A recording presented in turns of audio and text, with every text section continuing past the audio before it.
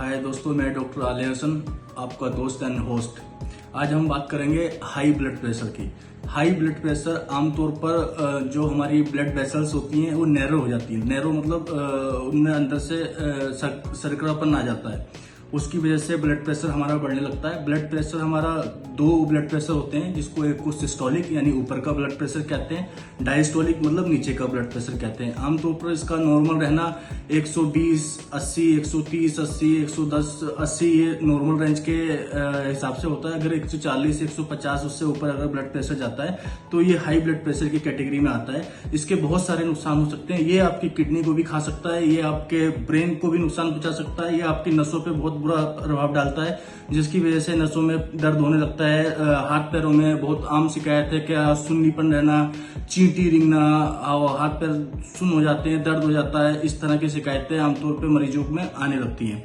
इस पे जब गुर्दे पे नुकसान होना शुरू होते हैं तो गुर्दे में इन्फेक्शन बढ़ जाता है, क्रिएटिनिन लेवल बढ़ जाता है, जिससे गुर्दे काफी बैठ जाते हैं या कहें काफी इन्फेक्टेड हो जाते हैं, जिसकी वजह से मरीज को डायलिसिस पे जाना पड़ सकता है। ये काफी रेयर केसेस में होता है, लेकिन अगर ब्लड प्रेशर को कंट्रोल ना किया जाए तो सब हो सकता है।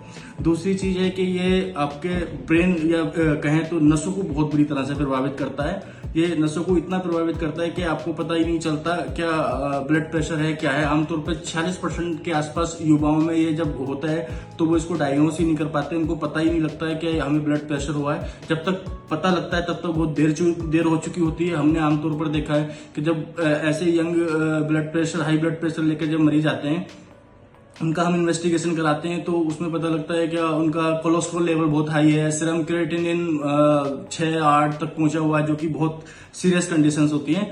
तो अगर इसको इनिशियल लेवल पे अगर आपको थोड़ा सा भी हेडेक होता है या शरीर में कुछ चीज चेंजेस दिखते हैं, क्या कहीं हाथ पैरों में दर्द होना शुरू हो गया, घबराहट सी रह रही है, तो इस ब्लड प्रेशर को अपने नियरेस्ट डॉक्टर से चेक कराते रहें। और बीच बीच में हेल्थ प्रोफाइल जब आपको कुछ ऐसी दिक्कत लगती है तो कोलेस्ट्रॉल लेवल को भी चेक करा सकते हैं। और इसको इनिशियल लेवल पर अगर आपको पता लगा है कि ब्लड प्रेशर है 140-50, तो इसमें अभी दवाई लेने से बच भी सकते हैं, लेकिन डॉक्टर्स की कंसल्ट जरूर ले लें। इसमें आप अपनी डाइट कंट्रोल कर सकते हैं, ऑयली चीजों को अवॉइड करके, एक्सरसाइज करके 140-50 तक के जो ब्लड प्रेशर है उनको कंट्रोल किया जा सकता है, लेकिन डॉक्टर की सलाह जरूरी है।